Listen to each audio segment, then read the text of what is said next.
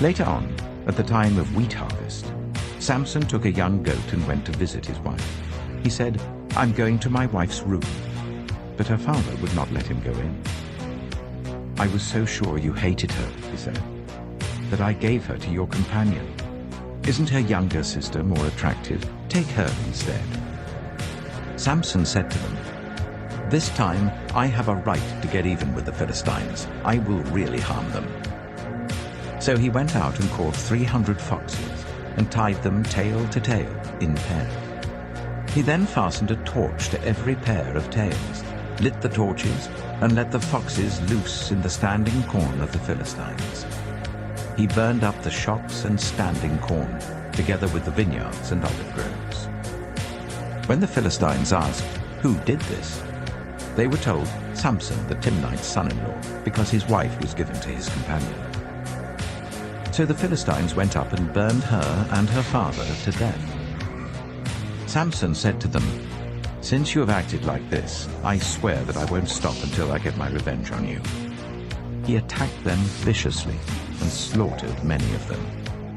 Then he went down and stayed in a cave in the rock of Etam. The Philistines went up and camped in Judah, spreading out near Lehi. The people of Judah asked, "Why have you come to fight us?" "We've come to take Samson prisoner," they answered, "to do to him as he did to us." Then 3,000 men from Judah went down to the cave in the rock of Etam and said to Samson, "Don't you realize that the Philistines are rulers over us? What have you done to us?" He answered, "I merely did to them what they did to me." They said to him, "We've come to tie you up and hand you over to the Philistines." Samson said, "Swear to me that you won't kill me yourselves." "Agreed," they answered. "We will only tie you up and hand you over to them. We will not kill you." So they bound him with 2 new ropes and led him up from the rock. As he approached Lehi, the Philistines came towards him, shouting. The Spirit of the Lord came powerfully upon him. The ropes on his arms became like charred flax, and the bindings dropped from his hands. Finding a fresh jawbone of a donkey, he grabbed it and struck down 1,000 men. Then Samson said, "With a donkey's jawbone I have made donkeys of them. With a donkey's jawbone I have killed 1,000 men." When he finished speaking, he threw away the jawbone, and the place was called Ramath Lehi. Because he was very thirsty, he cried out to the Lord, "You have given your servant this great victory. Must I now die of thirst and fall into the hands of the uncircumcised?" Then God opened up the hollow place in Lehi, and water came out of it. When Samson drank, his strength returned and he revived. So the spring was called En-Hakkore, and it is still there in Lehi. Samson led Israel for 20 years in the days of the Philistines. One day, Samson went to Gaza, where he saw a prostitute. He went in to spend the night with her. The people of Gaza were told, "Samson is here."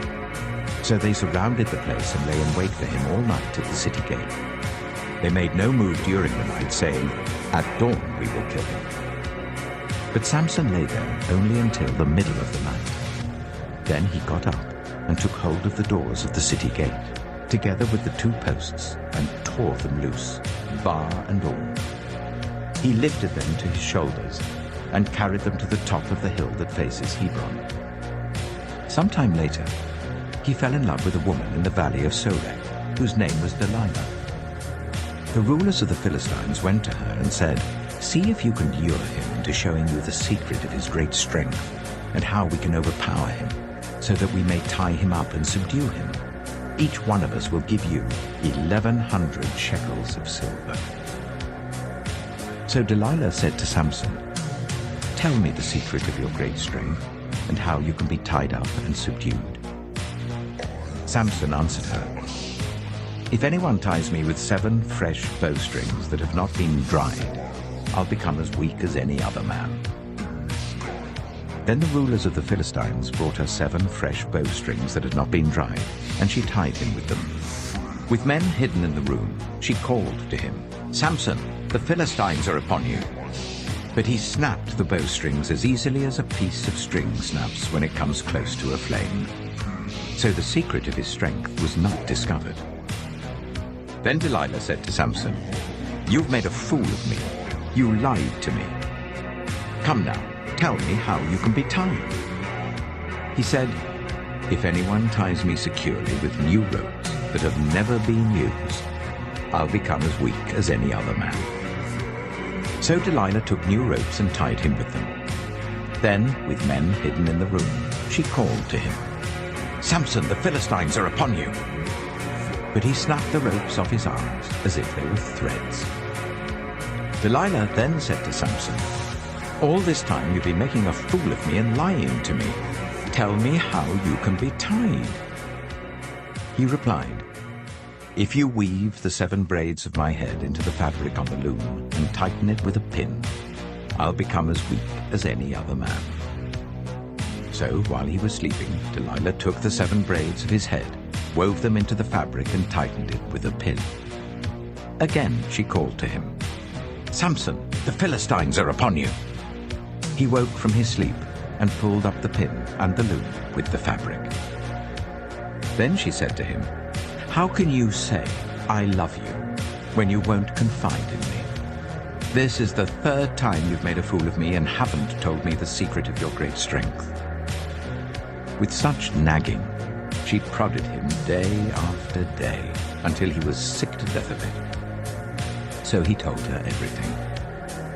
"No razor has ever been used on my head," he said, "because I've been a Nazarite dedicated to God from my mother's womb. If my head was shaved, my strength would leave me, and I would become as weak as any other man." When Delilah saw that he had told her everything, she sent word to the rulers of the Philistines, "Come back once more. He has told me everything." So the rulers of the Philistines returned with the silver in their hands. After putting him to sleep on her lap, she called for someone to shave off the 7 braids of his hair, and so began to subdue him. And his strength left him. Then she called, "Samson, the Philistines are upon you." He woke from his sleep and thought, "I'll go out as before and shake myself free." But he did not know that the Lord had left him. Then the Philistines seized him, gouged out his eyes, and took him down to Gaza. Binding him with bronze shackles, they set him to grinding corn in the prison. But the hair on his head began to grow again after it had been shaved. Now the rulers of the Philistines assembled to offer a great sacrifice to Dagon, their god, and to celebrate, saying, "Our God has delivered Samson, our enemy, into our hands." When the people saw him, they praised their God, saying, "Our God has delivered our enemy into our hands, the one who laid waste our land and multiplied our slain." While they were in high spirits, they shouted, "Bring out Samson to entertain us." So they called Samson out of the prison, and he performed for them. When they stood him among the pillars, Samson said to the servant who held his hands, "Put me where I can feel the pillars that support the temple, so that I may lean against them."